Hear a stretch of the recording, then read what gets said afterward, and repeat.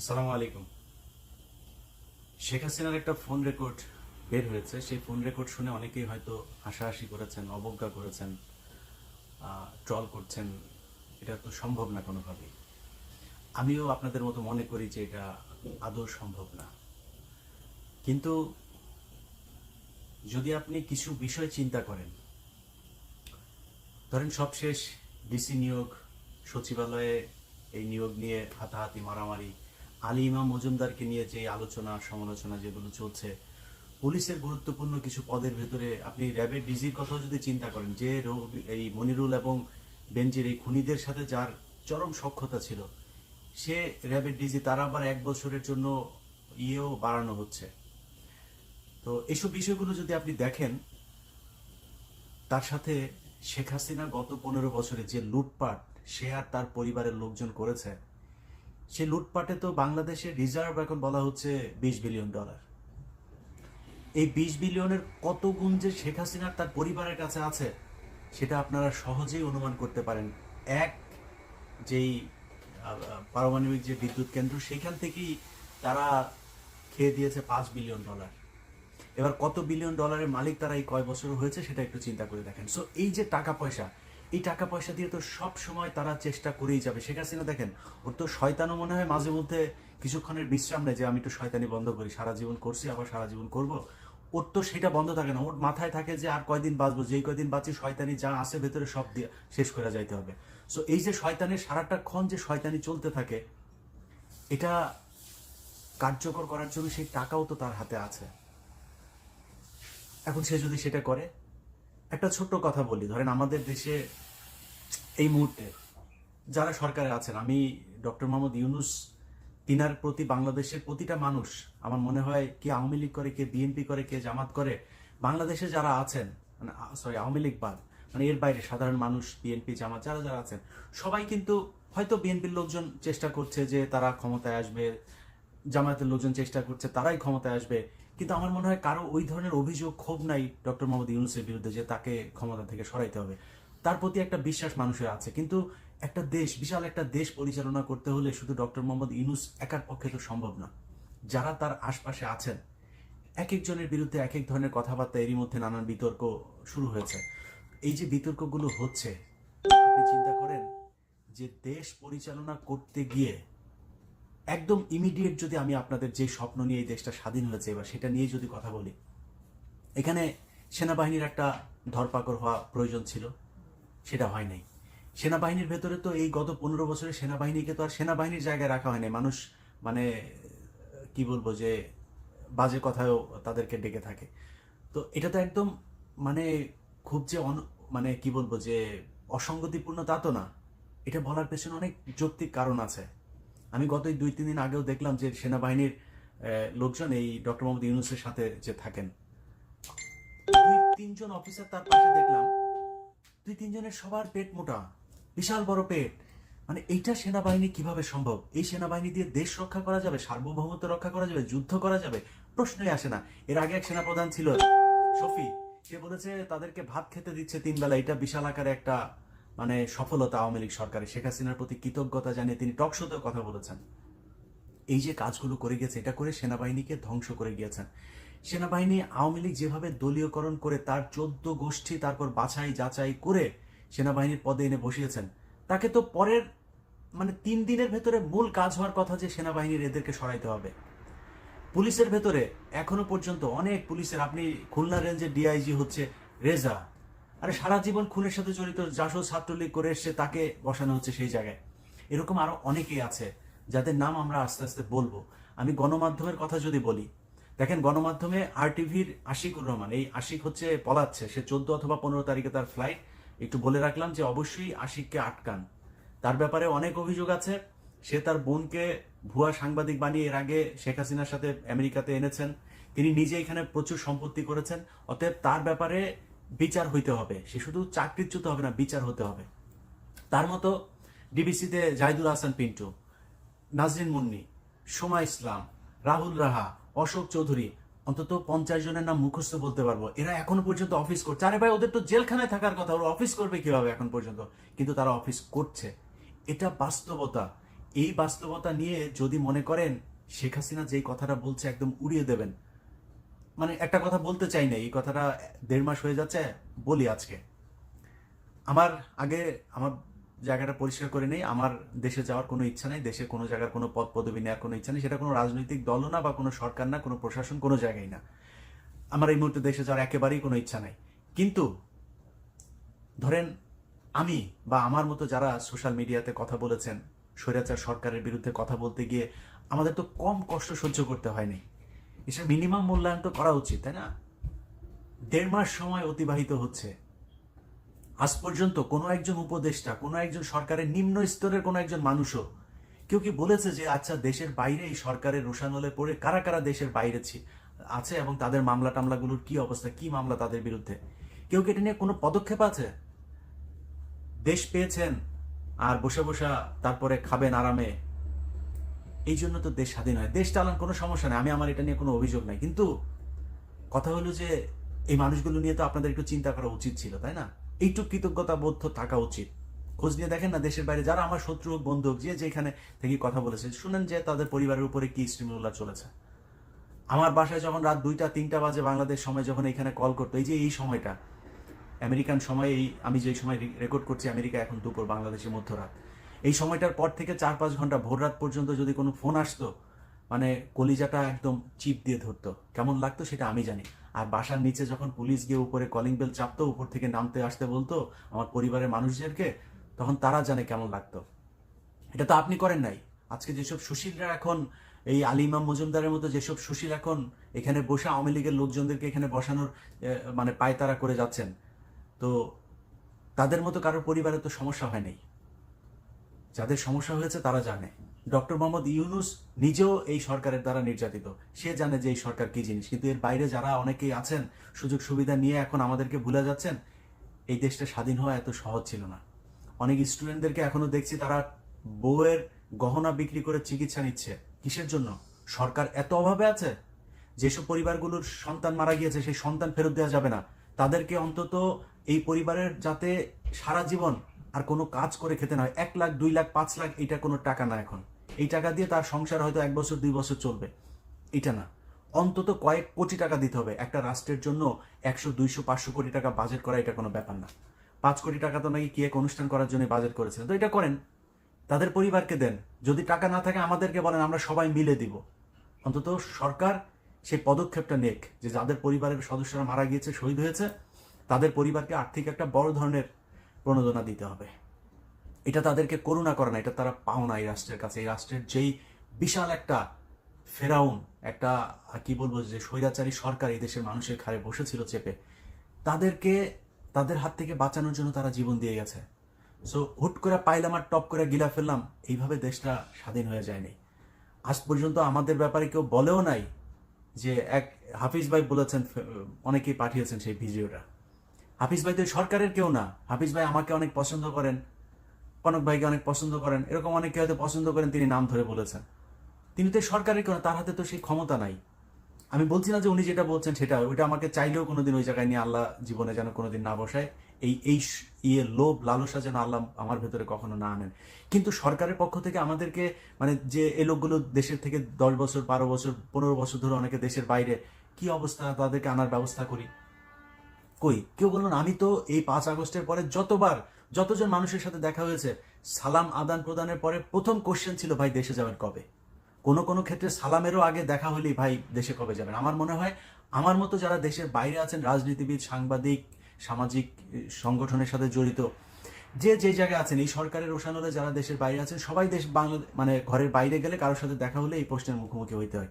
কিন্তু সরকারে যারা আছেন তাদের একবারও কি মনে হয় নাই যে আচ্ছা এই যে মানুষগুলো যে আগে দেখতাম ইউটিউব ফেসবুকে দেখতাম এত সরকারের সমালোচনা করতো, এই লোকগুলি তো ভুক্তভোগী, ওদের কি সমস্যা, কি ওরা দেশে আসে না কেন, দেখি একটু। আবারও বলছি, অন্তত সামনের 5 বছরের মধ্যে আমার দেশে যাওয়ার কোনো সম্ভাবনা নাই।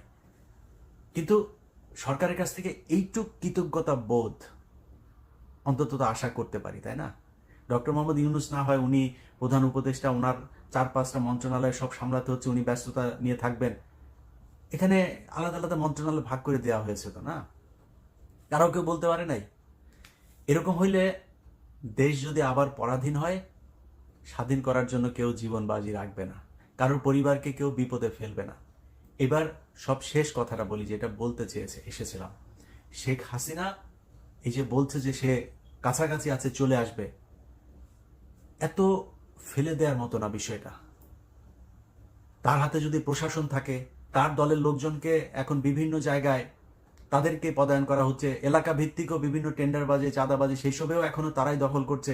বিএনপির লোকজন দুই এক জায়গায় 2-4 হাজার 5,000 টাকা চাঁদাবাজির ঘটনায় প্রথম আলো সবার আগে টপ লাইন করে হেডলাইন লিড নিউজ করছে। কই এতদিন তো প্রতিটা এলাকায়, যেই এলাকাতে এখন বলা হচ্ছে যে ওই জায়গায় বিএনপির এই লোক চাঁদাবাজি করেছে, ওই জায়গায় আওয়ামী লীগের লোক চাঁদাবাজি করে না ওই জায়গায়, ওইটা নিয়ে নিউজ ছিল নাকি আপনার? কয়টা নিউজ ছিল? সারা দেশটাই তো চাঁদাবাজিদের আখড়া ছিল। শেখ হাসিনা যে প্রথম আলো অফিসের পেছনে আপনার ওয়াসা ভবনটা, আজকে 15 বছর ধরে এই তাসকিন আহমেদ আপনার করলো কি, তাসকিন খান খান না কি যেন, তো সেখানেও সে হচ্ছে শেখ কামালের বন্ধু ছিল, শেখ রেহানার সাথে খুব ভালো টাইস ছিল তার, এখন সে ওখানে বসেছিল, টাকা পয়সা দিত, ভাগাভাগি হইতো, কই তারে তো সরানোর জন্য কিছু করে নাই।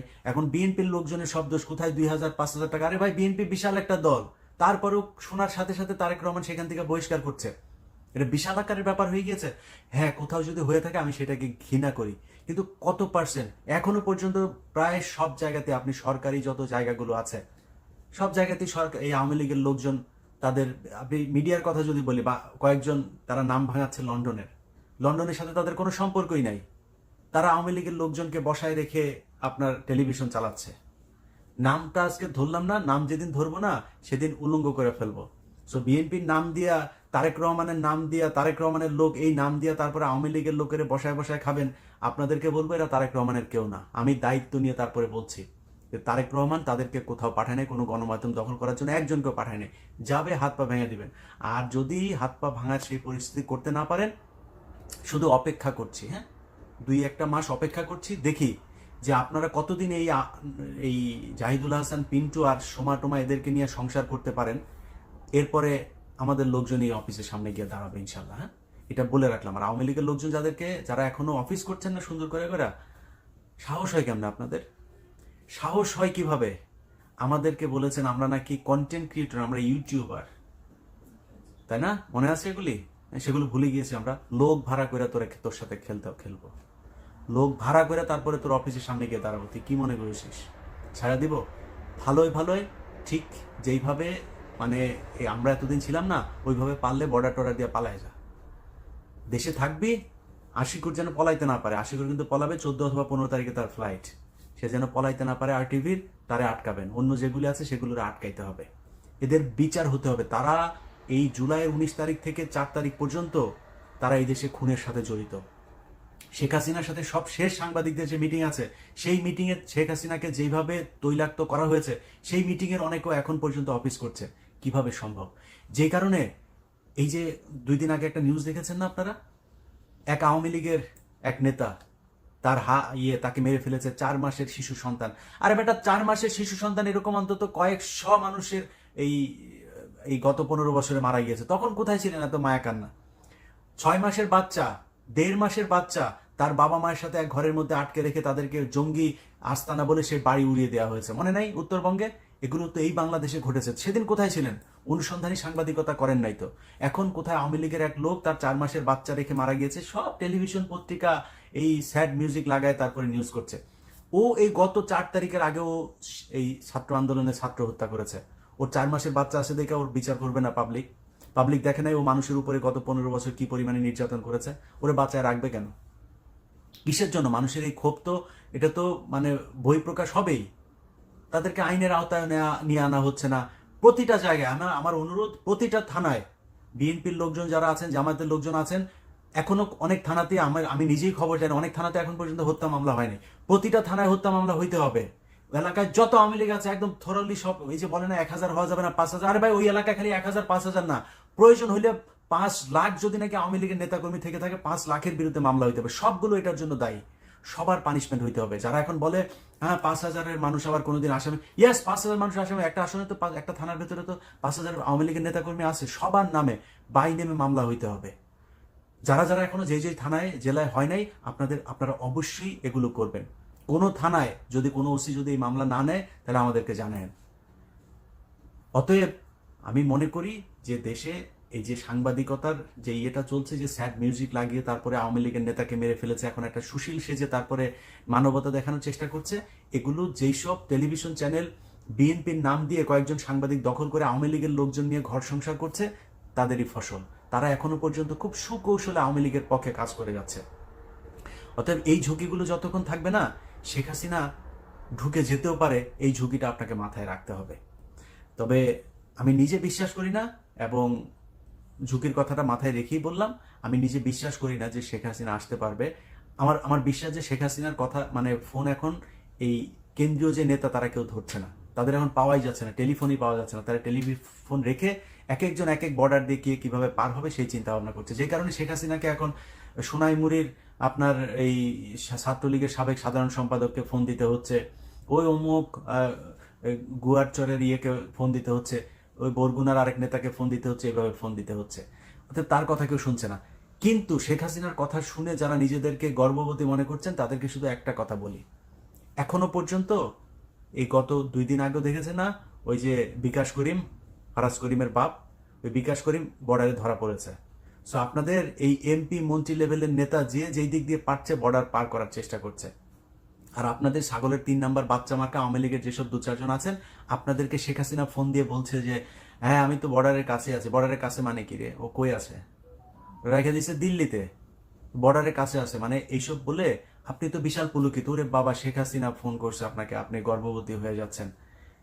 হাত পা হাড্ডি গুড্ডি একটাও ঠিক থাকবে না, দেখছেন না? আস্তে আস্তে সবই কিন্তু ধরা পড়বে।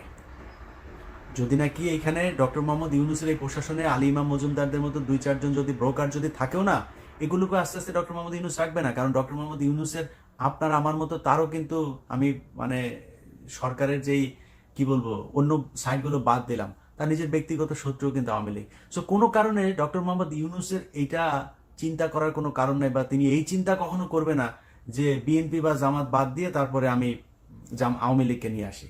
ডক্টর মোহাম্মদ ইউনূসের জামাতের সাথে সমস্যা নাই, বিএনপির সাথে তার কোনো সমস্যা নাই। তো সে কেন আওয়ামী লীগকে নিয়ে আসবে? সেই সুযোগটা আপনি কেন পাবেন? সেই সুযোগ যদি পাইতেন তাহলে 5 তারিখে শেখ হাসিনা পলাইলো কেন? Just common sense. আপনাকে উস্কায়ে এখন শেখ হাসিনা একটু স্বপ্নদোষ করানোর চেষ্টা করছে। So be careful. আপনি যেই সোনাই মুড়ির হন আর যেই মুড়িরই হন, যে নেতারা আছেন না, নিজেদের বিপদ নিজেরা ডেকে আনেন না। আওয়ামী লীগ শেখ হাসিনা বাংলাদেশে ক্ষমতায় আসবে, ওদের মতো অনির্দিষ্টকাল বললাম না, বাট সুনির্দিষ্টকালের জন্য এটা সম্ভব না। এই শেখ হাসিনা বাংলাদেশে এসে ক্ষমতা গ্রহণ করবে, এটা সুনির্দিষ্টভাবে বলা যাবে না যে কতদিন পরে শেখ হাসিনা দল আবার এই দেশে ক্ষমতায় আসতে পারে। যদি এই দেশের মানুষের প্রত্যাশা পূরণ করতে না পারে বিএনপি, জামায়াত, ডক্টর মোহাম্মদ ইউনূসের যেই প্রশাসন না করতে পারলে হয়তো আসতে পারে। সেটাও সুনির্দিষ্ট কাল বলা যাবে না যে এই দিনের মধ্যে, এত দিনের মধ্যে আসার সম্ভাবনা আছে। আরে ভাই, এখন পর্যন্ত তো সংগঠনই চালাইতে পারে না, অফিস টফিস সব তারা যাইতেও পারে না, কেউ ধরে নাই তো আপনাদের। বিএনপি যে আটকাইছে, আপনারা যেভাবে পেটাইতেন মানুষ পাইলে বিএনপি জামাতে, পেটাচ্ছে না তো, আসেন না, যান কার্যক্রম শুরু করেন, করছেন না। যাই হোক, আমি 2টা দিকই বললাম যে আওয়ামী লীগের যারা শেখ হাসিনার কথা শুনে নিজেদেরকে গর্ভবতী মনে করছেন তারাও সাবধান, বাট শত্রুকে দুর্বল মনে করার কোনো কারণও নাই। সেটাও যারা এখন এই মুহূর্তে দেশে ক্ষমতায় আছেন এবং ক্ষমতায় আসার স্বপ্ন দেখছেন, তাদেরকে এটা মাথায় রাখতে হবে। আপনি বিএনপির বিশাল বড় সংগঠন বাংলাদেশে, আপনার প্রতিদ্বন্দ্বিতা থাকবে, প্রতিযোগিতা থাকবে, সেটা আপনার দলের ভেতরেই সীমাবদ্ধ থাকতে হবে। আপনি বিএনপির একজনের সাথে প্রতিদ্বন্দ্বিতা করে তারপরে আপনি আওয়ামী লীগের লোকজনকে এখানে করবেন। গত 15 বছরে বিএনপির চাইতে বেশি ক্ষতিগ্রস্ত, জামাতের চাইতে বেশি ক্ষতিগ্রস্ত এই দেশে আর কেউ হয়নি। অতএব আপনাকেই সেটা বুঝতে হবে যে আওয়ামী লীগকে আবার ছোবল দেওয়ার জন্য তারা এখন যতই মুখে মুখে আপনার দলের লোক বলে আপনার এখানে ঢোকার চেষ্টা করুক, খুব সাবধান। সবাই ভালো থাকেন। আবারও বলছি, আর টিভির আশিকুর 14-15 তারিখে পলাবে, ওরা আটকাবেন। আল্লাহ হাফেজ।